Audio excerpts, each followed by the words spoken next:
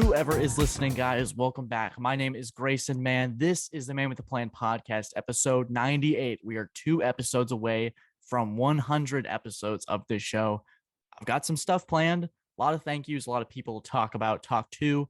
But today we have what seems to be a recurring theme on the show is bringing my boy, Jackson Malone, host of JEMLive, close to 15K subscribers. He has been on that grind this summer, even though the NFL decided, you know what, we're just not going to have any content until now. And that's why he's here. We're here to talk about some NFL training camp storylines. We're going to cover Julio Jones signing with the Bucs. We're going to talk about Trevor Lawrence having a great start to camp and what we're expecting from the year 2 quarterbacks, Sam Darnold and Baker Mayfield. Their quarterback battle has officially begun. And then why Kyler Murray is reporting to study hall, all of that and more. So Jackson, today, Kyler Murray, what I cannot wait to talk about. We got to talk about the 45-year-old seems to age like wine, fine wine. Tom Brady getting another weapon in Julio Jones. It didn't exactly work out in Tennessee. I don't know if necessarily it was a scheme fit or Julio just couldn't stay healthy.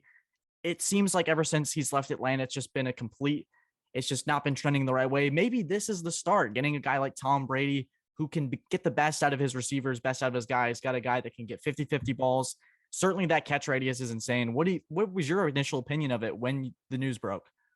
So first of all, thank you so much for having me on. It does seem like a regular thing now. Could not be happier to be back on. But since I've last time I talked to you, first I got to say congratulations on the internship at Clemson, clemsonsports.com. Absolutely killed ACC Media Day. Great questions, great articles. If you haven't checked that out, what are we doing?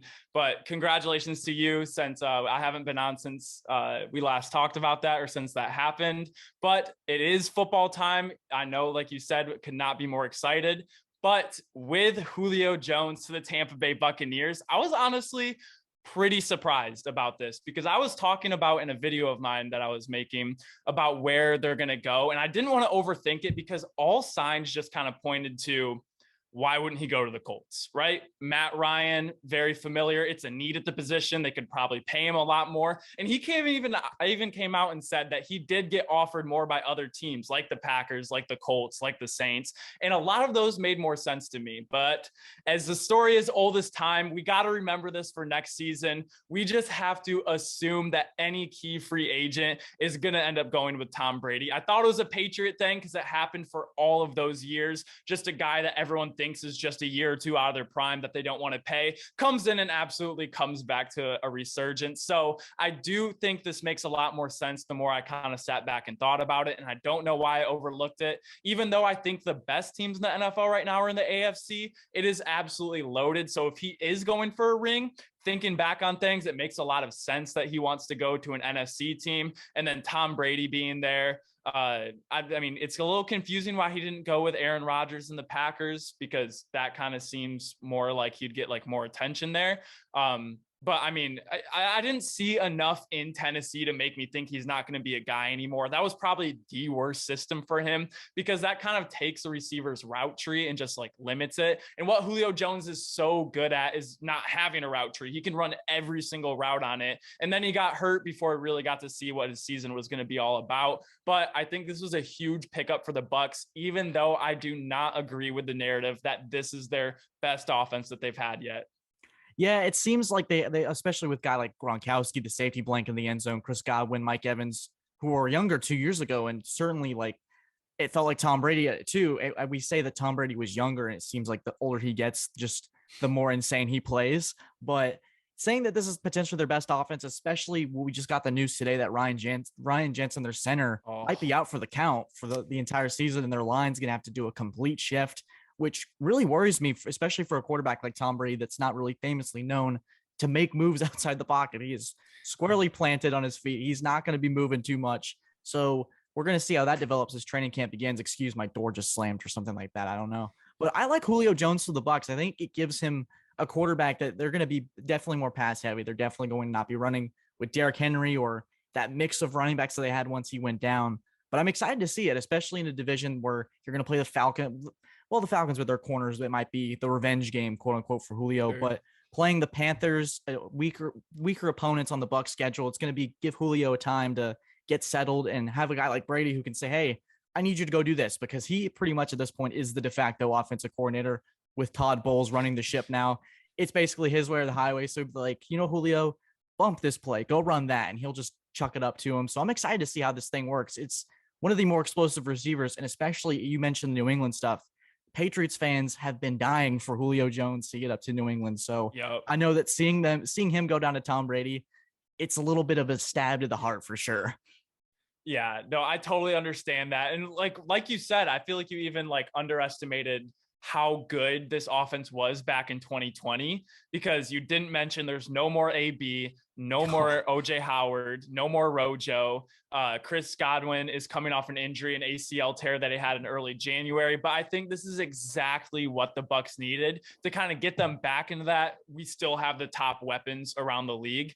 But yeah, I think Julio is going to have a season that, and I was so high on him going into Tennessee. And this is why when he was a free agent last year, he was going to go. I was like, okay, or he kind of wanted to work his way out of Atlanta. I was like, all right, who is going to pick him up? Because this is going to be game changing. And so this is still so huge. And I wasn't convinced enough that he's not the guy after everything we saw in Tennessee. So this is exactly, and of course he went down to Tom Brady. So we'll see how it works. We will see. The one thing before we move on, I do think that Julio benefits from going to a receiving core that is a little more crowded. You got guys like Scotty Miller, who's established there, Chris Godwin, who is still pretty talented, Mike Evans, who's going to be a monster as usual. That attention, especially in a pass-heavy offense, that might draw some attention away from Julio. And then out of nowhere, he makes a catch here. He makes a catch here. We'll see. And he knows that too, because it's so clear that he wants a ring, and having that mindset is so great for a team where it's like the team.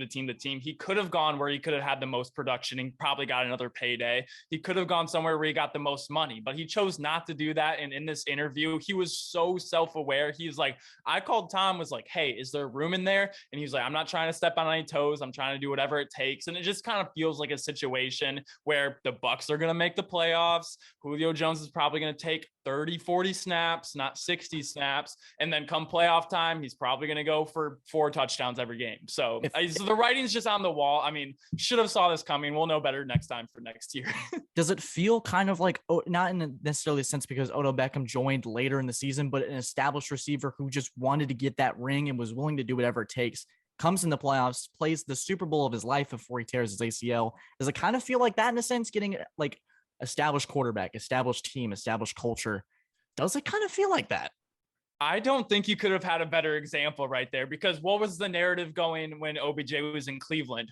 Washed, he stinks, blah, blah, blah, blah, blah. Comes to the Rams, immediately proves everyone wrong. And I think Julio can beat a Mike Evans what OBJ was to Cooper Kupp, because I think Mike Evans is about to have an absolutely insane season with everyone we mentioned being out. Tom Brady, like, he's kind of like, he's not either one of these guys, but Mike Evans kind of reminds me his traits and what Brady likes to throw to. He's kind of like a Randy Moss Gronk hybrid. Doesn't do either one as well, but he'll work the seams. He's really big and physical in the red zone, can take the top off the defense. So I think he has a lot of the traits of what Brady loves to throw to. So look for Mike Evans to be a guy. Fantasy people, don't join my league because I'm taking him. But I think Julio Jones is going to be the perfect complement to that. And especially that mindset going in, exactly what OBJ said. He's like, I'm not stepping on any toes. I'm probably going to be the third option. I'm going to torch your number 3 corner every single play, and we're going to change the narrative. Oh man, Julio gets number 3 corner. But anyways, so something that really caught my eye this week, especially doing all this stuff for Clemson, is Trevor Lawrence is having quite the start to camp. And you look at back last year, it was the disaster and that big question mark of where the heck is this team going with Urban Meyer? What's the direction? What's the focus? This team feels a little bit more reborn. Doug Peterson coming in. Everyone's not really on this Christian Kirk signing, but getting those kinds of receivers that you can basically take the top. Christian Kirk's been a speedy receiver, something that Trevor Lawrence needs. Completely perfect. I think it was either 16 of 16 or 18 of 18. I know pads aren't on yet, but the signs and the momentum, it shows that he's been working.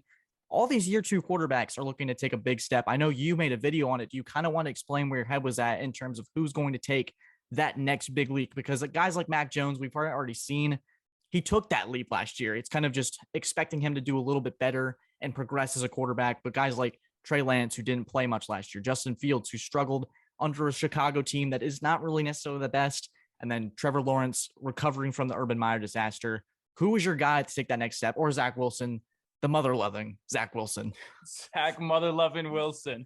Okay, so I think we're going to disagree on one part, but I think going into this overall, I am very high on Trevor Lawrence to have a season where we're actually realistically going to see for the first time what he actually is. I mean, last year you can almost scratch off. Not only did he have completely bottoms down the worst roster in the league, but a head coach is everything. Not only can a head coach get the most out of your guys, he can get less out of them too. He can make people want to not show up to work every day. So I am very, very high on Trevor Lawrence. Doug Peterson was the perfect signing. I think Trevor Lawrence, what we saw at Clemson do all those years with the RPO style offense, not only kind of have that style of offense get back in, kind of simplify things, let him just work, be the talent he is, and then they'll be able to expand on that. They're getting ETN back, like you mentioned. Did they get Christian Kirk, Zay Jones, and Evan Ingram for good value?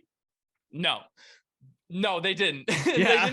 They didn't get him for good value, but we can't always look at it like that. We have to say this is a lot better than what they had last year, and that's something. We can't just completely neglect that.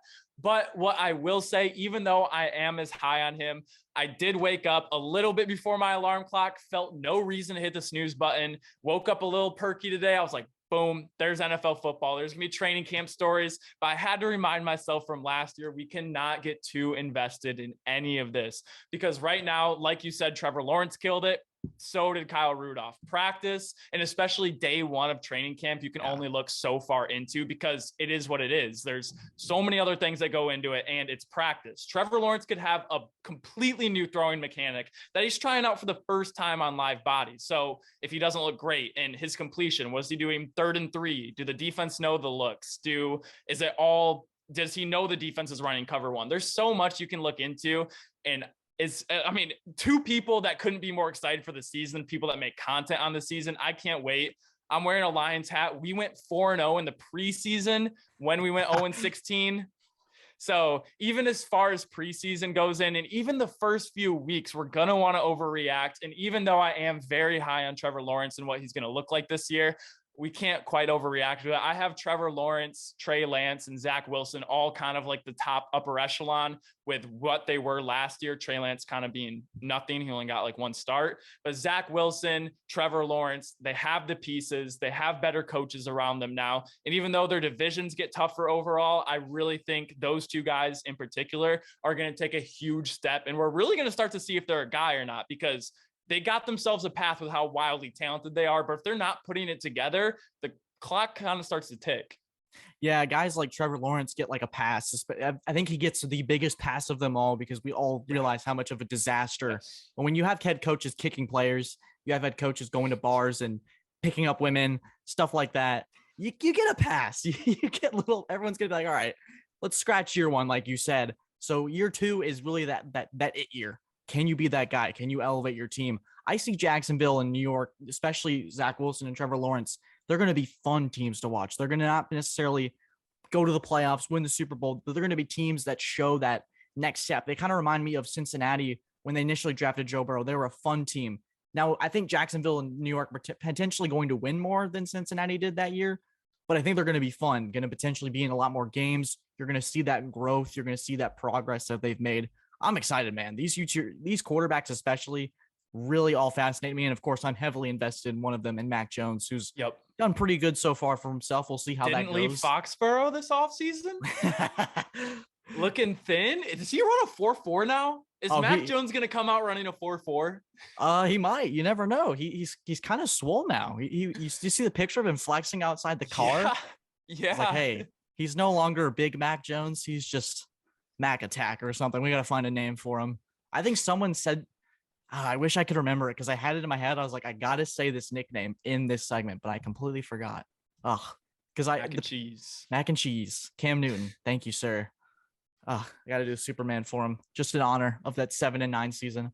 But yeah, the year two quarterbacks. I'm super interested to see how it goes because they just named Trey Lance. There was a little bit of like, ooh, could Garoppolo come back? But they pretty much put that to rest. Garoppolo is going to get traded at some point. I think Seattle's that point, but we'll talk about that maybe another time. Speaking of quarterbacks, another big battle going on in Carolina. Baker Mayfield and Sam Darnold. It's pretty much like Dumb and Dumber going up against each other.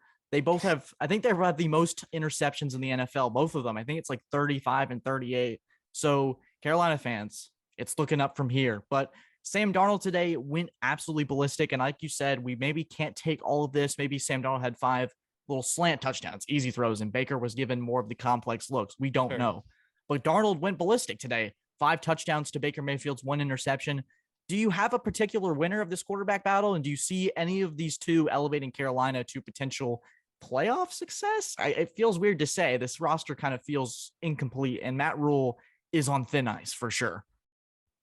Oh, absolutely. And that's kind of where I get with like the Carolina thing, because why I think I care so much about this is because of Baker Mayfield's story. He's very like, he's not the sob story, but everyone kind of sides with Baker now. It's like, yeah, they kind of treated you like crap with the whole Deshaun Watson thing. They kind of forced you out, the first quarterback to ever give your team real success, and they kind of treat you like dirt to a guy that's probably not even going to start this year. We don't know, but kind of signs are looking that way. But I think why we care a lot, besides this week 1 matchup against Carolina, against the Browns, but how much less interesting does that matchup become if it's Sam Darnold versus Jacoby Brissett?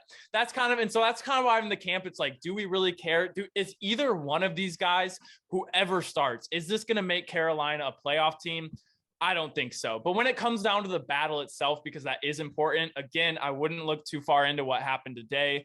Baker Mayfield just got there a couple weeks ago, coming off of shoulder surgery as well. And Sam Darnold, kind of where I'm at with this quarterback debate, is I think we kind of know at this point who Sam Darnold is in the league. I mean, whether we like it or not, I just don't think he's ever going to be the guy that we thought he could potentially be. Whereas Baker Mayfield, I'm not sure. So when I look at the future of Carolina, I think that's a lot more important. So if I think Sam Darnold straight out wins this quarterback competition, I don't think that changes the fact that they're going to draft a quarterback the next time they have a high pick. I just don't think. I think they needed offensive line. I think they saw into the future that there's going to be better quarterbacks. Maybe this was a kind of a weak draft class in 2022. But I think with Baker Mayfield, if he can come out and prove that he's the guy, I think he's the better quarterback. It's still unknown because of the injury, because of the horrible situation he had with kind of coaches, a bunch of different coaches. I think he could be their quarterback of the future. If he really sticks this year, maybe Christian McCaffrey stays healthy all this year, DJ Moore, Robbie Anderson stays healthy. The defense looked solid the first half of the year last year. I think Carolina has some pieces, and I think Baker Mayfield is kind of the one out of these two guys that they could extend for another 4 or 5 year deal and be comfortable. Whereas if Baker proves not to be the guy, then I think they're about ready to move on from both of them and start young. Yeah, and there's something interesting about a fresh start and kind of what that brings Baker Mayfield, because there was a lot of pressure and a lot of attention with him. There's not much. You don't see Colin Cowherd starting his segments with the Carolina Panthers. You don't see Jim Rome starting his segments with the Carolina Panthers. Baker could bring some of that attention to Carolina, but that fresh start, it's kind of the pressure is off his shoulders. It's almost he's able to reinvent himself there, kind of find a new thing, saying, hey, put that chip on his shoulder. Say, hey, they gave up on me. I brought them success. I took them to the playoffs. I was their hope for that guy that had 20 names on his jersey, and they treated me like dirt, and they took me out of it. Yep. Starting Carolina, maybe him and Matt Rule both see it, the writing on the wall, saying, hey, this could be our last shot, the both of us. Let's go for it. Let's try to make something work out of this. I think I would be shocked if Baker wasn't starting week 1 just because of everything you've said and what we know about Sam Darnold, because he could turn around tomorrow and throw 5 interceptions. That's just who Sam Darnold is. And we'll see. It's a revolving door. And obviously this is the first couple days of training camp. So maybe in 2 months from now, it won't even matter. So we'll see how it progresses. And I would definitely look for more individual stuff, and which kind of scares me for Baker, because I just don't get the feeling that Baker's someone that cares about his stats at all. Like if he goes out there and they're down by 17 points in the third quarter, he's going to start taking some chances knowing that he has to do something to get his team back in the game. I don't think he's going to be worried about his stats. And so that's what kind of worries me, but we have to look at what he's doing and how he's playing individually, because in that NFC South with Tampa, with the Saints, it's going to be hard to get out of there and make the playoffs. So I don't think we can like really judge Baker this year. If he is the starter, say, oh, he only won 6 games with them this year. But can we look at, is he going to be their guy like moving forward? Yeah, I see Baker more at at the present moment in time as a bridge guy just because of everything that's happened and the kind of the stigma he's got on him. But I could also see him taking this next step and just Carolina, it's a fresh start. It kind of just reawakens something within his game. Because I think he could really benefit from a guy like Christian McCaffrey being able to run the football, being able to take what the defense is getting you with Christian McCaffrey, maybe a 5-yard out here, maybe a little quick here, quick there, stuff like that. Christian McCaffrey can make plays with the ball when he's healthy. Key, when he's healthy. Yeah. Hoping for that, especially for don't be fooled again in fantasy. Do not. Please but I do think not. I think it's gonna be good because I really don't think Baker was made for that Kevin Stefanski play action offense. I really think him and Matt Rule being able to spread it out more. That's how he won the Heisman at Oklahoma early on his rookie year when he was putting up great numbers. They were spreading it out. Baker's at his best when he's in gun. He can read the defense, and when he gets the snap, he's reading it. I think he really kind of gets limited in some sense when he has Nick Chubb, Kareem Hunt, and he's play action, has his back to the defense. I think that does so much. I think what Baker, like when he's able to, he can really like take over a game. He has a big arm. I really think that Carolina is going to spread it out and then also be able to get Christian McCaffrey in space too if they're able to do that. Oh, yeah, for sure. I'm excited for it. It makes Carolina interesting, which is something I haven't been able to say since Cam Newton's prime days, I guess, in a way. Yeah. But all right. Are you ready? So, but this regardless, he's better than Lamar Jackson. That's what I'm seeing on the internet. Is that the case? We got Lamar sucks. I don't know who said it. Lamar's terrible. They were anonymous for a reason, Jackson. They do not want to be clowned on by everybody. We can talk about this real quick because it really made me upset. They have a job in the NFL. And you're saying, I don't care if you win 12 MVPs. It's What's like the record? 5? I don't care if he double. He's not going to be like, just when you hear that, you just have to know how ignorant of a statement that is, especially looking at what Lamar did. And even saying that off of the year Lamar had, like if he had a terrible year, I'd be like, oh, okay. But hey, like you take away Aaron Rodgers, like all of his like receivers, Tom Brady, all his receivers, Patrick Mahomes, all his receivers. That's pretty much what Lamar Jackson had with a heavy running game, no running backs, no cornerbacks, still able to be the number 1 seed in the AFC when he got taken away. So to say it after a season like that, where he potentially could have been another MVP like year because it was really up for grabs up until like the very end, like, come on. But I mean, I don't know if you're on the same camp or you do think Lamar doesn't deserve some sort of contract, but pay my man. He is it. Lamar does something that fascinates me. And I think the media fascinates me as well because he's the winningest quarterback at his age. It is absolutely insane what we've been seeing in this stuff in the media. It just makes me so mad. He's achieved so much and he's done so well with Baltimore. MVP, won a playoff game. This team was the number 1 seed in the AFC, like you said, and they were probably the most injury-ridden team last year. They went through so much adversity and still with Harbaugh, with Lamar, I believe in them. I think they need to pay the guy. I think maybe you're worried about injuries, but if you're not going to pay him, somebody will. And speaking of payments and speaking of contracts, we're going to talk a little bit about study hall with Marcus Kyler Murray. Russell? No, but I think you guys, if you you guys haven't seen it, Kyler Murray had a nice little clause in his contract where, and I actually talked about this in a video. I was worried about the contract before, and then the day after I posted it, that came out about study time so if you haven't seen the report, so Kyler is required by his contract to study whatever film is given to him on this like iPad or something for 4 hours a week, starting, I guess, now with training camp. So he's got to do his homework. He's got to cross the T's, dot the I's.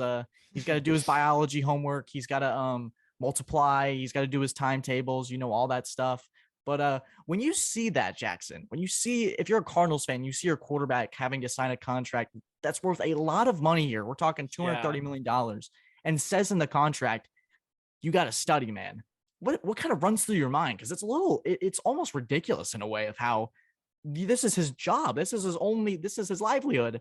And he's still required to do that. I know he came out in his press conference and he was saying, I think you and I talked about this beforehand about how he's like, hey, I've done all this stuff. You don't think I study film? You're ridiculous. But there's a reason it's in there. There's a reason.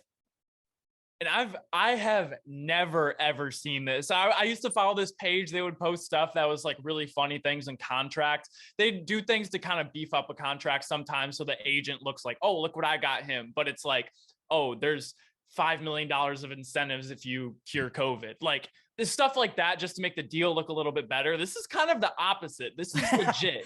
If he gets caught and doesn't hold up contractually that he's not studying film, he can lose $150 million. It says, like, the way the contract is laid out, I think it's all his guaranteed money is like up for grabs if he doesn't do this. And so there's a lot of ways to look at this and a lot of ways to think about this. Who is this a good look for? I mean, it's not a good look for the Cardinals because it's like, oh, you're paying a guy 150, 60 million, 220 total for a guy that doesn't even watch film. Like there's stooges that aren't in the NFL that watch film more than that sometimes. Like there's been given days where I've watched over 4 hours of film in one day. Like, and on Kyler's part, this doesn't look good for him. This wouldn't look good for the Cardinals. This doesn't look good for anyone in the locker room. Like, let's say you're a veteran and you go because the GM last year really went all in on the Cardinals. Bring in JJ Watt, bring in all these other guys that help Cardinal. We're all in. We're going to try and win. These guys are putting their bodies on the line, maybe run it back one more year when they wouldn't have. No. Our quarterback doesn't know what's going on. Like that's so if that's the way to look at it, it's not a good look for anyone. But if it's another way where Kyler is kind of like a film monster and he studies a ton, and I mean, obviously, initially, I would think so for how successful he's been. You can't survive in the NFL based on natural ability alone at this level with where the league's at right now. So a lot of me thinks that he does. And if he does, and that's in the contract, that is so disrespectful to Kyler to not think like he should have animosity towards that contract. But there probably was a reason why it was getting held up. I like my head thinks that there's no way Kyler doesn't watch film, but just kind of when the more I think about it, it's like, there's no way this wasn't an issue for them to put it in the contract to negate the entire contract. So I really don't think this is a good look for anyone. And if you want to look at it like, oh, I accomplished all this stuff without watching any film. But then the same thing, the veterans could be like, well, imagine how good we could be if you like cared. But I don't think that's it. I go back and forth on it. It's just something I have never seen before, man. It's truly wild, and especially the way they finished last year. I know there were some circumstances. They got pounced by the Rams last year. They started 7-0 and finished 10-7, and they got ran out of town in LA. So already there's some things that concern me about what the Cardinals each season. It feels like they build something and then it falls apart. Maybe that's a product of the quarterback watching film, not doing enough work. Maybe it's kind of like, oh, I'm motivated at the start, and then it kind of falls off. Oh, I don't need to watch on this day. I'll watch tomorrow, and it just builds up. We're not there. I wish I could be a fly on the wall for that kind of discussion in that meeting of how that clause was put in there. But hey, we'll see. Maybe Kyler just is like, you know what? I'm going to watch 8 hours of film now, and he just wins MVP. Maybe you never know. These NFL stories are wild. He was up there. Yeah, he was in those MVP talks early in the year, especially when they were on that roll. Actually, we were talking earlier, speaking about quarterbacks, we were talking about the second-year guys, and one of the guys we didn't talk about, and I don't know if that's intentional or if we share a similar viewpoint. Have you heard anything about Justin Fields, how that Chicago Bears camp? Like, what are kind of your expectations for him and this team? Because, I mean, what were they doing this offseason? I don't know, dude. I'm a little. It feels. I told this to my brother on the way to the house. I was like, this kind of reminds me of a like Matthew Stafford type of thing where you got a super talented quarterback on the roster, but there's just nothing around him. So when they go 4-13 or 5-12, it's just kind of like, just kind of throw your hands in the air. Just like, well, we tried. It just feels like Chicago's front office. If you're not there, like as a front office, like look what they did to Trevor Lawrence. Like, oh, didn't like that coach. We'll bring in a Super Bowl coach. Yeah. All right, we probably aren't going to be in the market for these top free agent guys. We will overpay to get you help. We'll get you Christian Kirk, Zay Jones. We'll get you another first-round draft pick in ETN. We'll get you Evan Ingram, another tight end option. Even though these aren't the best, they're like, all right, we are all in on you. At least they're trying. Then, yeah, Justin Fields, it's like, hey, your number one receiver, Allen Robinson, get him out of here. Oh, we have a couple draft picks. The first one, linebacker, safety, out of here. Oh, we'll draft a 25-year-old that, I mean, I love Velus Jones, but like you got like at that point, I still think on the board there was like Greg Dulcich, Trey McBride still might have been there by the first two Bears picks. So just get like a tight end, get an offensive lineman. Like it's kind of, even though it's like that might not have been the most need. Like maybe they really needed a safety and linebacker, but just kind of like to show like your young quarterback, it's like,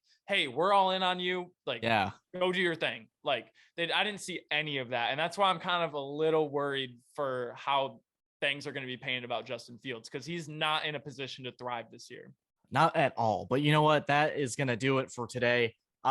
Super excited. We have tons of things to talk about as the NFL season continues to progress. We're back. So exciting. Jackson, you have any more final thoughts before we wrap up the show today? No, man, the air feels good. I even woke up. There was a little bit of a breeze today, a little chilly. I was like, all right, it is football season. I'm ready. I got my baby Duke right here. The baby NFL ball, sleeping with it last night. It is officially season. Couldn't be. Congratulations on the ClemsonSports.com internship again. Sir. And I cannot wait to see what you have in store for us for your episode 100. Yes, and guys, get my guy Jackson to 15,000 subscribers. Yet again, he has been grinding this summer. He has been doing a lot of creative video stuff that nobody's talking about. It's honestly insane. It's a good watch. He's engaging. He's got a lot of film to back up his points.